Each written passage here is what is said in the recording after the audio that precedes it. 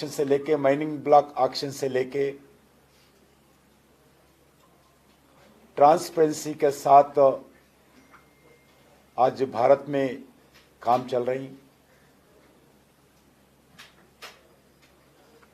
Environment and forest land acquisition approval भी, इसमें भी हम सुधार लाए हैं। टेक्नोलॉजी और एनवायरनमेंट अकाउंटेबिलिटी भी इस सेक्टर में लाने के लिए हम प्रयास कर रहे हैं। और मैंडेटरी ई एक्शन,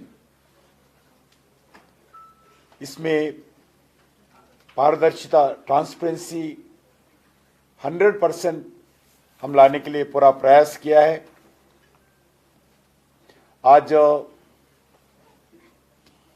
पीएसयूसी भी हो, कमर्शियल सेक्टर के प्राइवेट माइंस भी हो, सभी लोग आज ऑक्शन के द्वारा कोल ब्लॉक्स हो, माइनिंग ब्लॉक्स हो, जो सुप्रीम कोर्ट का जजमेंट के बाद हम लागू किया है। सुप्रीम कोर्ट में 2014 में minerals is the national property,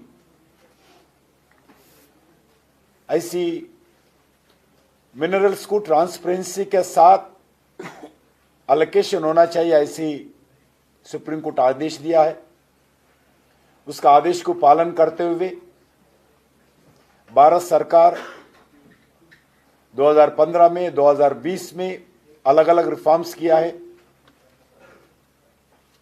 आज कोल सेक्टर में हम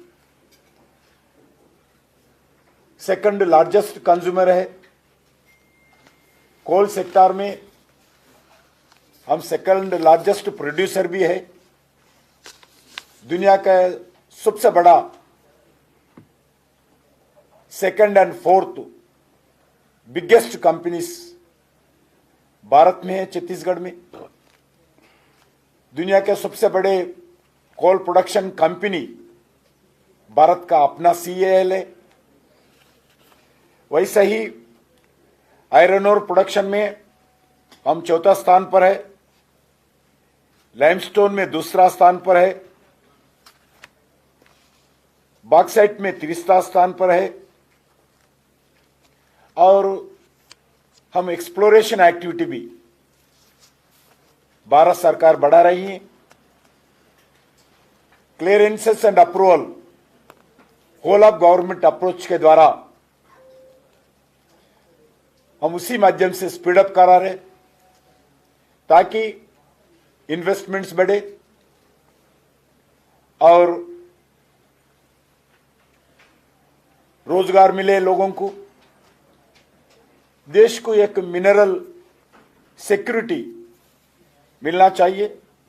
उसके साथ साथ भारत सरकार का जो इंपोर्ट डिपेंडेंसी कम है, उसके लिए प्रयास कर रही है। आज भी क्रिटिकल मिनरल पे हम मोर देन 95% ऑन डिपेंडेंसी है। कोल भी इंपोर्ट कम करने के लिए पूरा प्रयास कर रही है। आज लगभग 720 मिनरल ब्लॉक्स ऑक्शन हो चुके हैं। इसमें 105 मिनरल ब्लॉक्स का ऑपरेशन प्रोडक्शन भी शुरू हो गया। वैसा ही कोल सेक्टर में 141 कोल ब्लॉक्स का ऑक्शन हुआ है। मित्रों, नरेंद्र मोदी जी सरकार आने के बाद भारत में कोल सेक्टर के संबंधित स्टेट गवर्नमेंट्स को, राज्यों को फाइनेंशियली मजबूत करने के लिए पूरा कमिटमेंट के साथ हम काम कर रहे हैं। इस दो सेक्टर में अगर मिनरल और कोल सेक्टर का हम एग्जाम्पल लिए तो 2014-15 में स्टेट्स का रेवेन्यू राज्यों का फाइनेंशियल जो रेवेन्यू मिलता था 13,258 करोड़, आज स्टेट्स को लगभग 71,035 करोड़ आज स्टेट्स को रेवेन्यू मिल रही है। पूरे रेवेन्यू जनरेशन में 2014-15 में मिनरल रेवेन्यू जनरेशन में 65% स्टेट्स को मिलता था, 65%। आज मैं नरेंद्र मोदी सरकार जो रिफॉर्म्स लाए हैं, स्टेट को रेवेन्यू जनरेशन के लिए जो प्रयास किया है, whole of mineral revenue generation में 65% था 2014-15, आज 85% रेवेन्यू बढ़ाया, उनको शेयर बढ़ाया, स्टेट का शेयर 65 to 85% बढ़ाया। वैसा ही लगभग इसके कारण 23% स्टेट्स का रेवेन्यू परसेंट बढ़ाया हमारा सरकार आने के बाद। मित्रों, वही समय पर अगर सेंट्रल गवर्नमेंट का रेवेन्यू देखें तो सेंट्रल गवर्नमेंट का मिनरल पे कोई रेवेन्यू नहीं है एक्सेप्ट जीएसटी 9%। कोई रेवेन्यू सेंट्रल गवर्नमेंट आज भी नहीं लेंगे, लेने का भी प्लानिंग नहीं है अभी तक। सिर्फ जीएसटी 9%, 18% है, उसमें 9% government of India, 9% state government ही जाता है। उसके अलावा जितने भी टैक्सेस है, कुछ जगह 25 तरह टैक्सेस है, 25 टाइप्स ऑफ टैक्स है, कुछ जगह 14 टैक्सेस है स्टेट का, जो सेंट्रल गवर्नमेंट का मैं बताना चाहता हूं। होल ऑफ सेंट्रल गवर्नमेंट का मिनरल्स का जो रेवेन्यू आता था, उसमें सेंट्रल गवर्नमेंट को 2014-15 में 35% थे। आज हम घटाकर सेंट्रल गवर्नमेंट का रेवेन्यू ओनली जीएसटी लेने के कारण उसका 12% तक हम रेवेन्यू कम हो गया केंद्र सरकार को। क्योंकि कभी भी केंद्र सरकार जो माइनिंग सेक्टर से, कोल सेक्टर से हमारे को रेवेन्यू बढ़ना चाहिए, उसी दृष्टिकोण से हम कभी नहीं देखे। हम यही देखे हैं देश को मिनरल्स मिलना, देश में रोजगार बढ़ाना, राज्यों को फाइनेंशियल स्ट्रेंथन करना, देश जो इंपोर्ट डिपेंडेंसी है मिनरल्स पे, कोल पे, वो कम करना। ये 4 मुद्दों के ऊपर, 4 पिलर के ऊपर केंद्र सरकार मोदी जी के नेतृत्व में काम कर रहे हैं। इसके कारण आज सेंट्रल गवर्नमेंट का रेवेन्यू 23% मिनरल में कम हुआ, 23% स्टेट्स का रेवेन्यू बढ़ाया। वैसा ही अगर आप कोल का रेवेन्यू के, तो कोल का रेवेन्यू 2014-15 में 11,948 करोड़ था, आज उसके बढ़ाकर 58,592 करोड़ स्टेट्स का रेवेन्यू हो गया। जब वो पूरा कोल सेक्टर का रेवेन्यू जनरेशन होता था, उसमें 55% स्टेट को मिलता था 2014-15 में। 55% टोटल कोल सेक्टर का रेवेन्यू जनरेशन टैक्सेस के ऊपर, सेस के ऊपर आता था, उसमें 55% स्टेट्स को मिलते थे। आज मैं खुशी से कह सकता हूं, स्टेट्स को 55% से बढ़कर 96% कोल सेक्टर का रेवेन्यू स्टेट्स को जाता है। 96%, 41% स्टेट्स को बढ़ा है। केंद्र सरकार का रेवेन्यू जब यूपीए सरकार के अंदर 45% था सेंट्रल गवर्नमेंट का, 55% का स्टेट गवर्नमेंट था। वो स्टेट गवर्नमेंट का 96% हो गया। सिर्फ 4% अभी केंद्र सरकार को रेवेन्यू मिलता है कोल सेक्टर में, ओनली 4%। मेरा बोलने का मतलब है भारत सरकार कभी भी रेवेन्यू दृष्टिकोण से, इनकम दृष्टिकोण से केंद्र सरकार को रेवेन्यू जनरेशन उस दृष्टिकोण से कभी हम देखे नहीं। दूसरा विषय, आज ये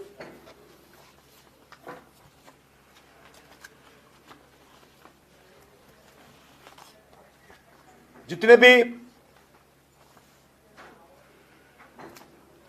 टैक्सेस होता है उसमें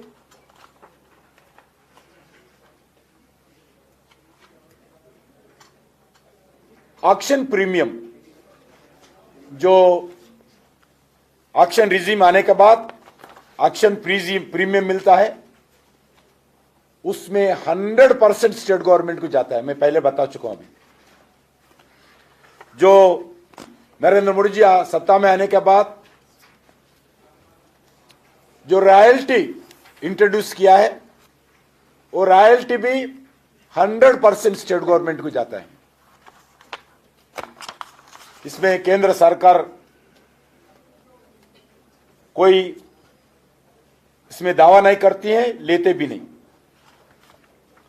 उसके साथ साथ डिस्ट्रिक्ट मिनरल फंड, जिस जगह माइनिंग होता है, लोगों का रोजगार के दृष्टिकोण से भी, एनवायरमेंट दृष्टिकोण से भी, इंफ्रास्ट्रक्चर एक्टिविटी से भी इफेक्ट होते हैं।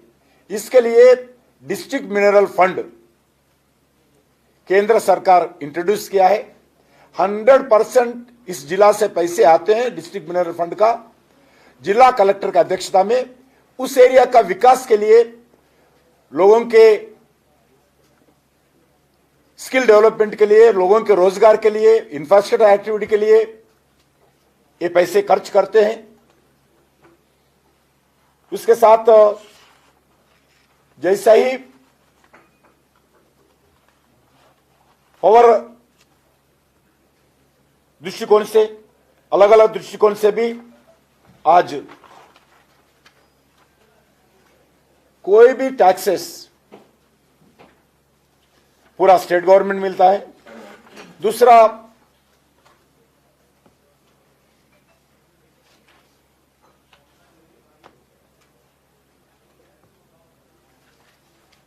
जो भारत सरकार यही चाहते हैं, रोजगार देश में बढ़ाना है, मैन्युफैक्चरिंग एक्टिविटी बढ़ाना है, एम्प्लॉयमेंट जनरेशन करना है। इसके लिए power one of the important component होता है। आज भी पावर 72% थर्मल पावर के द्वारा ही देश को उपलब्ध होता है। कोल के द्वारा ही 72% पावर जनरेशन देश में उपलब्ध है। इसके लिए मैंडेटरी है, हम कम रेट में पावर जनरेशन कंपनी को कोल सप्लाई करते हैं। लगभग 2018 से आज तक जो पावर कंपनी, स्टेट गवर्नमेंट्स का कंपनी हो, गवर्नमेंट ऑफ इंडिया का पीएसयूज भी हो, स्टेट जनरेशन कंपनीज भी हो, 2018 से अभी तक पावर जनरेशन कंपनीज को हम कोल रेट नहीं बढ़ाया हमारा सीएएल, क्योंकि 80% अभी भी सीएएल के द्वारा ही पावर जनरेशन कंपनीज को कोल सप्लाई होता है। क्योंकि कोल इंपॉर्टेंट कंपोनेंट है और पावर भी इंपॉर्टेंट कंपोनेंट है पावर जनरेशन के लिए, इसलिए कोल का रेट हम नहीं बढ़ाए।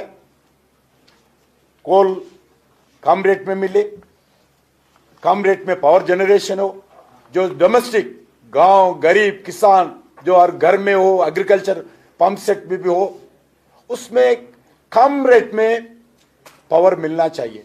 जैसा कोल रेट बढ़ेगा पावर रेट बढ़ेगा, पावर रेट बढ़े तो हर सेक्टर में इंपैक्ट होता है। इंडस्ट्रीज को पावर कास्ट नहीं मिले तो प्रोडक्शन कास्ट बढ़ जाता है, एग्रीकल्चर को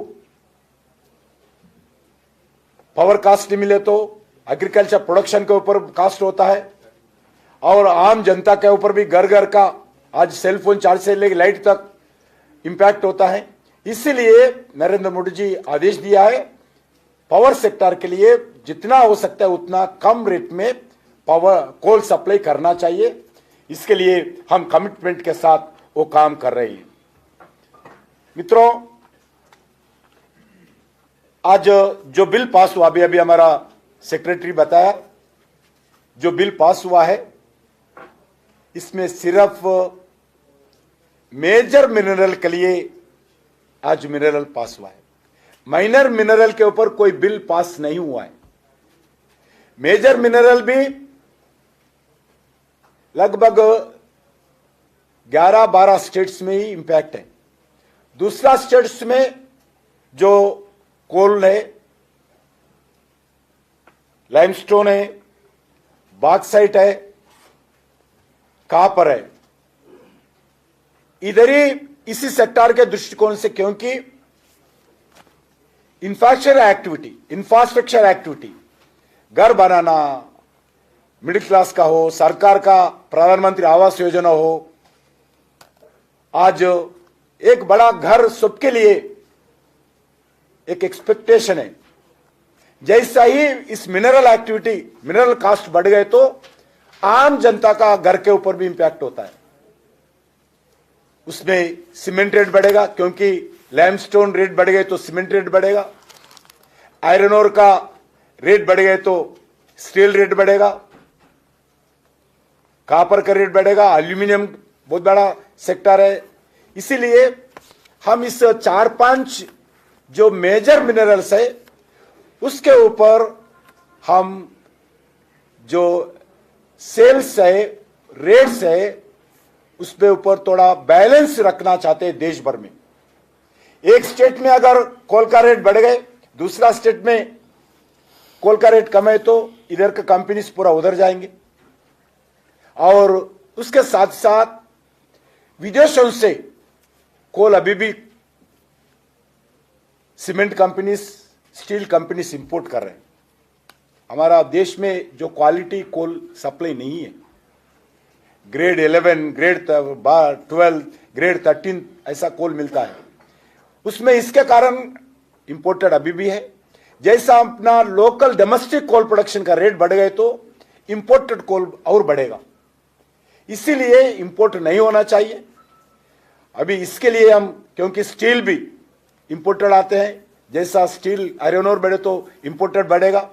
इस दृष्टिकोण से भारत सरकार ने प्रयास कर रहे देश भर में रेट समांतर हो, जेन्युइन हो, क्योंकि हम कोई स्टेट्स का अधिकार नहीं लेना चाहते हैं, कोई किसके ऊपर कंट्रोल करना नहीं चाहते। मैं बताना चाहता हूं, आज माइनर मिनरल बेरिंग्स लैंड पे भी हो, माइनर मिनरल्स का प्रोडक्शन के ऊपर भी हो, माइनर मिनरल्स का रेवेन्यू के ऊपर भी कोई भी प्रस्ताव में नहीं लाए, कोई बदलाव नहीं लाया, उसका पूरा छूट है।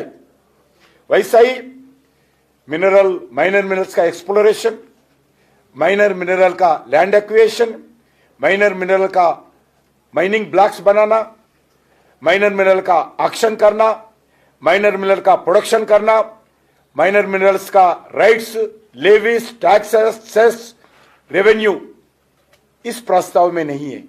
इस जितने भी बोले हैं पूरे स्टेट गवर्नमेंट का ही आज कंट्रोल है माइनर मिनरल के ऊपर। सिर्फ मेजर मिनरल के ऊपर कुछ अधिकार नहीं ले रहे, समांतर लाना चाहते हैं, रेट्स नहीं बढ़ाना चाहते हैं उतने ही, क्योंकि एक एक स्टेट टन के ऊपर एट ए टाइम 450 रुपीज बढ़ा है। उसके कारण बिजली का रेट बढ़ेगा, आम जनता के ऊपर, किसानों के ऊपर, इंडस्ट्रीज के ऊपर, मैन्युफैक्चरिंग के ऊपर, डेवलपमेंट के ऊपर, रोजगार के ऊपर इंपैक्ट बढ़ेगा। इस दृष्टिकोण से हम आज ये बिल लाना पड़ा। कुछ लोग प्रयास कर रहे स्टेट का अधिकार लेंगे, लैंड लेंगे, कोई लैंड नहीं लेंगे, कोई अधिकार लेंगे। जब भी जो मेजर मिनरल है उसका भी जितने भी टैक्सेस कलेक्ट करते हैं स्टेट गवर्नमेंट ही करते हैं, गवर्नमेंट ऑफ इंडिया कोई एजेंसी नहीं है कलेक्ट करने का। जो टैक्सेस करते हैं खुद लेती है स्टेट गवर्नमेंट्स। उसमें मैं बताऊं, कोल के ऊपर 4% गवर्नमेंट ऑफ इंडिया, 9% का जो 18% से 9%, 50% जो जीएसटी आता है। इसलिए इसमें सभी लोगों से अनुरोध करना चाहता हूं, स्टेट गवर्नमेंट्स भी अनुरोध करना चाहता हूं, कोई अधिकार स्टेट गवर्नमेंट्स का हम नहीं लिए हैं। इसलिए आज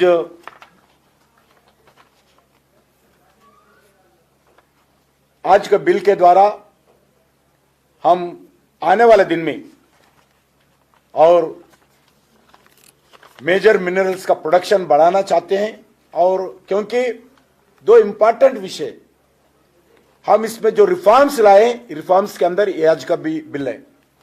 हमारा रिफॉर्म्स में एक कोल एक्सचेंज है, कोल एक्सचेंज आने वाला है। वैसे ही मिनरल एक्सचेंज, दो एक्सचेंज हम लाने वाला है। इलेक्ट्रॉनिक्स प्लेटफॉर्म, सेल्स परचेस का जो प्लेटफॉर्म हम लगाने वाले हैं, ऑलमोस्ट कैबिनेट अप्रूवल है दोनों का। पूरे हम एजेंसीज तय किया है, उसका पूरा फाइनल स्टेज पे है। कोल एक्सचेंज में, मिनरल एक्सचेंज में एक स्टेट्स का कोई पीएसयूज भी हो, कमर्शियल माइंस भी हो, अगर कोल उनका लाना चाहते हैं, उनका रेट बढ़ा है तो दूसरा स्टेट में कम रेट में कोल उनका अगर कोल एक्सचेंज में लाए तो जो रेट्स बढ़ा है उनका मार्केट नहीं रहता है। जिधर भी रेट कम है वो लेना चाहते हैं। इसीलिए कोल एक्सचेंज आने का, मिनरल एक्सचेंज का आने के लिए जो हम पूरा तैयार किया है, उसमें भी समांतर रेट देश भर में मिनरल का, मेजर मिनरल का समांतर रेट रहना चाहिए। इसी दृष्टिकोण से भी हम आज बिल लाना पड़ा, क्योंकि 49 माइनर मिनरल्स के ऊपर कोई इंपैक्ट नहीं है। 49 माइनर मिनरल्स का कोई इंपैक्ट इसके ऊपर नहीं है। पूरा स्टेट गवर्नमेंट का अधिकार है, उसमें कोई एक्ट गवर्नमेंट ऑफ इंडिया का उसमें लागू नहीं होता है आज के बिल के द्वारा। इसलिए मैं मेजर मिनरल्स के संबंधित कम स्टेट्स में, लगभग 11 स्टेट से ज्यादा नहीं, 11 स्टेट्स में, उसमें भी मेजर मिनरल का संबंधित ही आज का बिल जो पास हुआ है लोकसभा राज्यसभा में, उसका लागू होता है। ये भी पॉजिटिव एक्टिविटी है। इसमें पूरे राजनीतिक पार्टियों से मैं अनुरोध करना चाहता हूं, इसमें कोई किसका अधिकार लेने का सोच हमारे को नहीं है, क्योंकि टैक्सेस भी, क्योंकि स्टेट गवर्नमेंट का फाइनेंशियल दृष्टिकोण से टैक्सेस डालने का अधिकार है, वो माइनर मिनरल में डाल रहे हैं हम, कुछ इसमें नहीं है। मगर देश के हित के लिए, देश के विकास के लिए, देश के डेवलपमेंट के लिए, डिपेंडेंसी कम करने के लिए विदेशों से मिनरल का, कोल का और इंफ्रास्ट्रक्चर एक्टिविटी बढ़ाने का कुछ हम प्रयास किया है। इसमें जो आज एक बैलेंस समांतर रेट्स रहना चाहिए। इसीलिए मैं आप लोगों से द्वारा भारत के सभी लोगों से अनुरोध करना चाहता हूं, क्योंकि पार्लियामेंट में चर्चा ठीक तरीके से हो नहीं पाया। इसके आपके माध्यम से मैं सारी जनता को अनुरोध करना चाहता हूं, ये देश के हित के लिए ये बिल पास किया है। हमारा कोई अधिकार केंद्र सरकार को स्टेटों से लेना चाहिए, ऐसा कोई हमारा मत नहीं है। सभी मिल्स के होल ऑफ गवर्नमेंट अप्रोच के नाते हम काम करना चाहिए। इसी दृष्टिकोण से स्टेट गवर्नमेंट हो, गवर्नमेंट ऑफ इंडिया हो, कोल मिनिस्ट्री हो, माइनिंग मिनिस्ट्री हो, अलग अलग स्टेट का सभी हो, हम देश के लिए मिलकर काम करना चाहिए। इस दृष्टिकोण से आज बिल लाना पड़ा है। Thank you.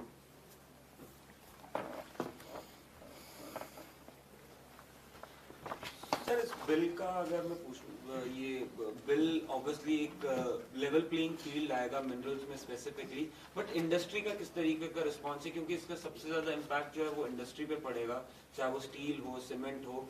उनका, इंडस्ट्री का क्या फीडबैक है इस पर्टिकुलर बिल पे? सर, कोई भी इंडस्ट्री सेवा करने के लिए देश में काम नहीं करती है, सभी उनका इंटरेस्ट रहते हैं, मगर हम अगर कोल का रेट बढ़े, मिनरल रेट बढ़े, उनका बढ़ाता है, वो कम नहीं करता। अल्टीमेटली सफरर विल बी आम जनता, कॉमन मैन। इसलिए उनको देखते हैं हम, इंडस्ट्री के अलग सेकंड फैक्टर है, मगर ज्यादा इन्वेस्टमेंट भारत में आना चाहिए, इस सेक्टर में और इन्वेस्टमेंट आना चाहिए। आज भी क्रिटिकल मिनरल में बता चुका हूं 95% इंपोर्ट डिपेंडेंसी है। इसके लिए अलग अलग लोगों को विदेश में जाके हम माइनिंग ब्लॉक्स ले रहे हैं, देश में भी अलग अलग क्रिटिकल मिनरल का एक्टिविटी बढ़ा रहे हैं, क्रिटिकल मिनरल मिशन करें। मैं बताना चाहता हूं, हम कोल गैसिफिकेशन का लगभग 46,500 करोड़ हम उसमें कोल गैसिफिकेशन के लिए भारत सरकार पैसे कर रही है। इनकम नहीं आ रहा हमारा, इसमें से इनकम नहीं है, मगर भारत सरकार खर्च कर रहे हैं। लगभग 32,000 करोड़ नेशनल क्रिटिकल मिनरल के ऊपर खर्च कर रहे हैं, क्योंकि प्रधानमंत्री जी का आदेश है, आप इस एक्टिविटी में बढ़ाओ, पैसे दूसरे जगह से लेके डालो, आपसे इनकम केंद्र सरकार को नहीं तो परवाह नहीं, ऐसा हम काम करें। इसलिए थोड़ा इंपैक्ट इस बिल के कारण सबका एक इन्वेस्टमेंट्स भी आ सकते हैं। सर, आपने जैसे बोला 11 स्टेट्स में इसका इम्पैक्ट होगा जो मेजर मिनरल्स है, so is there any estimate about annual revenue impact of this bill on this mineral? इतने बोलने के बाद रेवेन्यू इनकम कोई 1 रुपए ये इनकम का रेवेन्यू नहीं होगा। अब रेट बढ़ते रहेगा, जितना प्रोडक्शन बढ़ेगा उतना बढ़ेगा, कोई रेवेन्यू इनकम सिंगल रुपए भी इंपैक्ट नहीं है। हम भारत सरकार, हमारा सरकार आने के बाद स्टेट गवर्नमेंट्स का रेवेन्यू बढ़ गया, मिनरल में 65 to 88% बढ़ गया, कोल सेक्टर में 55 to 96% रेवेन्यू बढ़ गए। कोई इनकम का इंपैक्ट स्टेट गवर्नमेंट के ऊपर 1 रुपए भी नहीं है। जो आने वाले टैक्सेस कम होना चाहिए, नहीं बढ़ना चाहिए, उसके दृष्टिकोण से हम लिया है। अभी से कोई कम नहीं होगा। अब जब भी रेट बढ़ेगा, देश भर का रेट बढ़ेगा, देश भर का रेट बढ़े तो ऑटोमेटिकली स्टेट्स का सबका रेवेन्यू बढ़ता है, रेवेन्यू कम नहीं होता है। अगर कोई भी रेट बढ़ना है, इस 11 स्टेट्स में रेट बढ़ेगा एक ही समांतर, 11 स्टेटों को अपने अपना प्रोडक्शन के आधार पर रेवेन्यू जनरेट होता है, कोई लॉस नहीं होगा। 1 रुपए का लॉस कोई स्टेट्स को नहीं होता है, इसलिए इतना डिटेल बोल रहा हूं मैं। सर एक लास्ट है सर, ये जो अभी इस बिल के दौरान, क्योंकि ये जो अनपेड और अनरिकवर्ड स्टेट लेवीज था वो अभी इनवैलिड हो जाएगा, so is there any estimate कि उसका कितना अमाउंट होगा ये अनपेड और अनरिकवर्ड स्टेट लेवीज, इसका कुछ है? उसमें माइनर मिनरल के ऊपर कोई नहीं है, वो कंटिन्यू हो सकता है। स्टेट का गवर्नमेंट ऑफ इंडिया भी कोई अभी लेस नहीं उठाया, जैसा आने वाले गाइडलाइंस के ऊपर स्टेट से बातचीत करके करेंगे। अभी तक कोई स्टेट का रेवेन्यू कम नहीं होगा, अभी लेविस अभी खत्म नहीं होगा। जो आने वाले दिन में इसको एक गाइडलाइंस तैयार करके आगे बढ़ेंगे। अभी तक तो कोई टैक्सेस स्टेट गवर्नमेंट्स का कम नहीं होगा। इसका खत्म हो गए तो जाएंगे, ये खत्म हो गए तो जाएंगे, इसका ये बिल का विषय पर जाने के बाद जाएंगे। I am ready to answer इसका।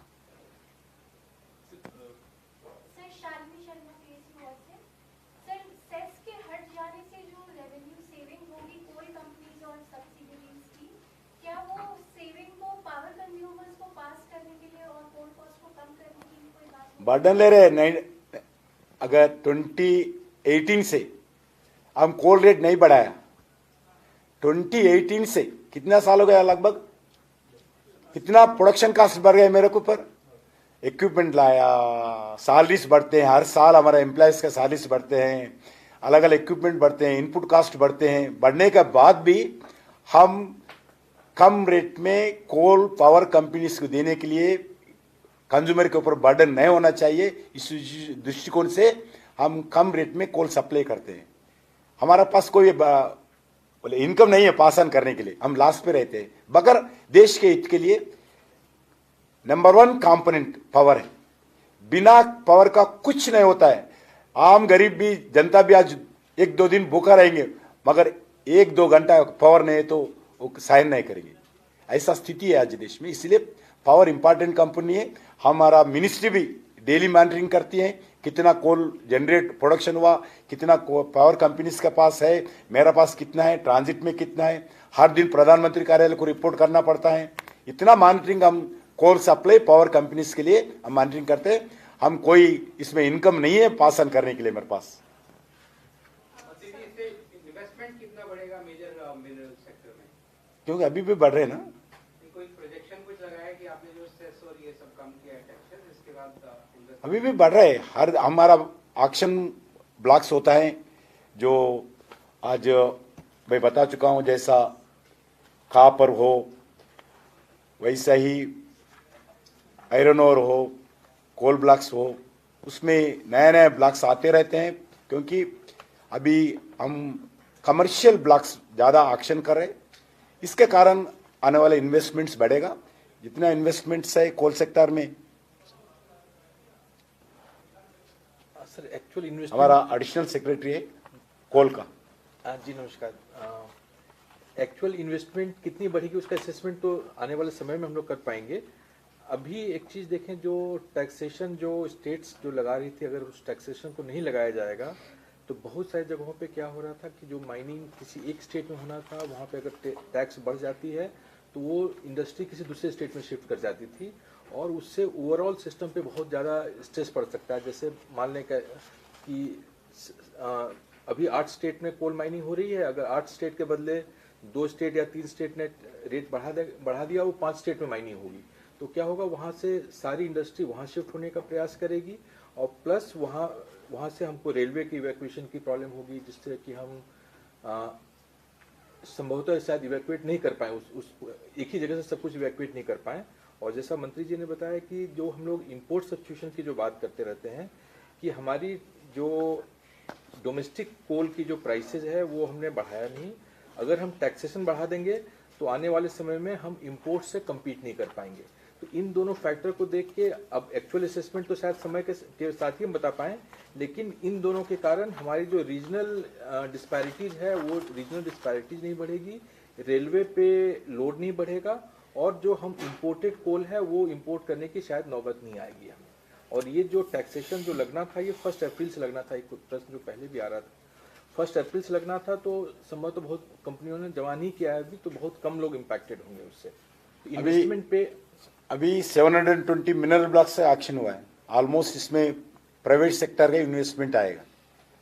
वैसा ही 141 कोल ब्लॉक्स का हम कमर्शियल एक्शन किया है, इसमें भी ऑलमोस्ट कुछ हमारा पीएसयू छोड़ के प्राइवेट इन्वेस्टमेंट भी बढ़ेगा।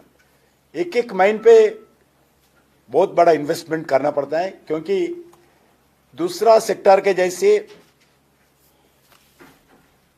इमीडिएट इंस्टेंट प्रोडक्शन नहीं होता हमारे पास। आज कोल ब्लॉक एक्शन किया, उसके ऊपर फाइनल एक्सप्लोरेशन खुद करना है लेने वाले, उसके बाद माइनिंग परमिशन लेना है, एनवायरमेंटल परमिशन लेना है, फॉरेस्ट क्लियरेंस लेना है, स्टेट गवर्नमेंट का परमिशन लेना है, फिर उसके बाद आरआर पॉलिसी इंप्लीमेंट करना, लैंड एक्विजिशन करना। लगभग 6 to 7 years ऑक्शन के बाद आज मिनरल हो, कोल हो, उसमें प्रोडक्शन आता है। इतने समय वो इन्वेस्टमेंट करते रहते हैं प्राइवेट सेक्टर, हजारों करोड़ रुपए। इसलिए इन्वेस्टमेंट तो बहुत बड़ा सेक्टर में आएंगे। सर आस्था हो रही है इन्फॉर्मेशन मीडिया से। सर जानना चाहते थे कि इस बिल के बाद माइनिंग कॉस्ट में कितना रिडक्शन हो सकता है और कोई प्रोडक्शन टारगेट है for the next 3 to 5 years with the bill? Bill के द्वारा प्रोडक्शन टारगेट नहीं है। बिल के द्वारा हम कुछ मेजर मिनरल्स का जो देश के हित के लिए, विकास के लिए जरूरत है, उसके ऊपर एक ट्रांसपेरेंसी बैलेंस रेट देश भर में लगाना चाहते हैं, उसके लिए बिल है। मगर हमारा टारगेट्स है, कोल का जितने भी डिमांड है 100% डोमेस्टिक कोल प्रोडक्शन होना चाहिए। ऐसा हम 1 बिलियन टन लास्ट ईयर, ये ईयर भी हम रिकॉर्ड स्थापित किया है कोल में। आज जितने भी प्राइवेट सेक्टर का पावर जनरेशन कंपनी हो, गवर्नमेंट सेक्टर का पावर जनरेशन कंपनी हो, स्टेट गवर्नमेंट हो, 100% हम मीट कर रहे हैं। वैसा ही आज जो आयरन ओर हो, लाइमस्टोन हो, बॉक्साइट हो, वो भी हम पूरा प्रयास कर रहे हैं प्रोडक्शन बढ़ाने का। In August 2024, Supreme Court ruled that all the state governments can impose retrospective taxation on these minerals. One of the major provisions of the act is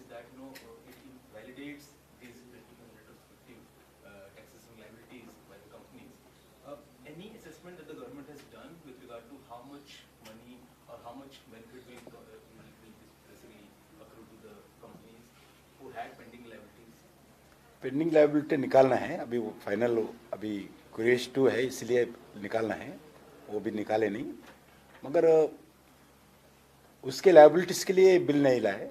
हम देश के भविष्य के दृष्टिकोण से बहुत दिन से चर्चा कर रहे हैं, इस दृष्टिकोण से आज बिल लाना पड़ा है।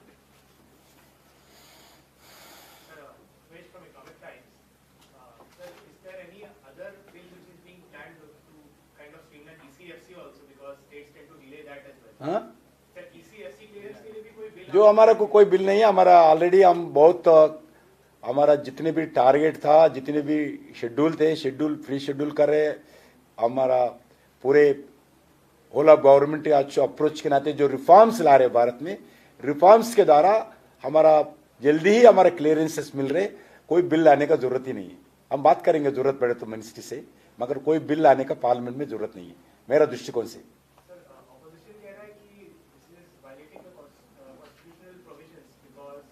मैं इतना देर से चिल्ला चिल्ला के बोल रहा हूं मैं कोई किसका अधिकार ना फाइनेंशियल पे ना राइट्स पे हम लिया नहीं, प्रयास करें देश के हित के लिए, समझाने के लिए प्रयास करें।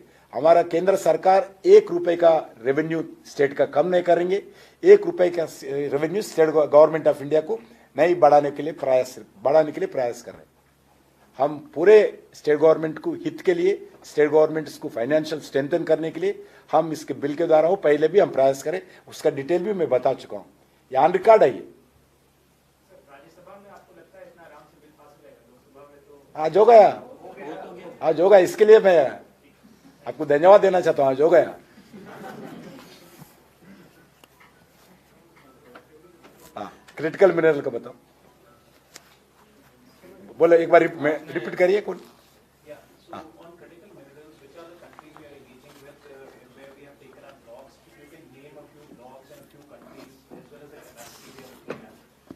Sir, adding to that, we were looking for copper minerals in Chile, and Hindustan Copper representatives also went to Chile for that.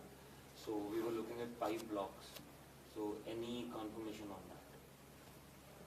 First of all, regarding critical minerals, internationally we have MOUs with 20 countries, which include France, Japan, Australia, and such other many countries. Latin American countries such as Argentina, Brazil, Bolivia, they are also there.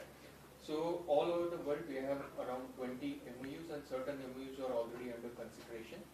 So we are engaging with a wide spectrum of countries for critical minerals. Mainly they include rare earths, lithium, nickel, etc. As far as blocks